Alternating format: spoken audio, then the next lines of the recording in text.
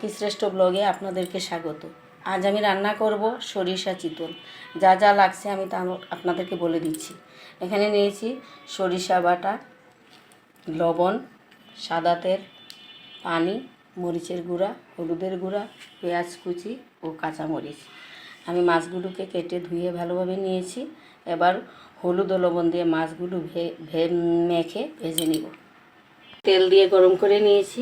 আমি এখন মাছগুলো একে একে ভেজে নিব।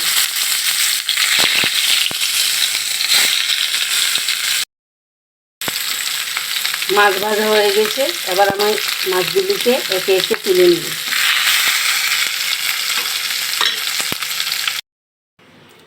তেল গরম হয়ে গেছে। এবার আমি দিয়ে দিব কেটে রাখা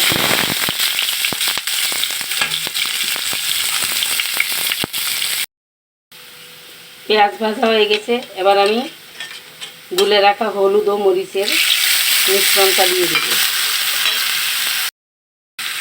এবার আমি দিয়ে দিব সরিষা বাটা,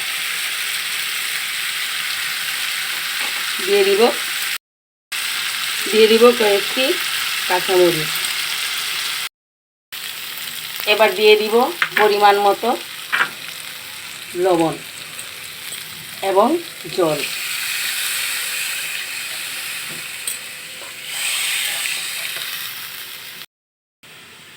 ঝোল আমার ফুটে উঠেছে।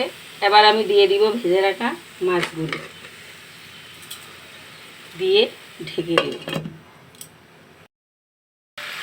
বন্ধুরা, তৈরি হয়ে গেল আমার সরিষা চিতল। এবার আমি নামিয়ে ফেলব। এই রান্নাটি যদি আপনাদের ভালো লেগে থাকে তাহলে অবশ্যই আপনারা আমাকে লাইক, শেয়ার এবং সাবস্ক্রাইব করবেন। আমার পাশে থাকবেন, আমাকে এগিয়ে যেতে সাহায্য করবেন। ধন্যবাদ সবাই।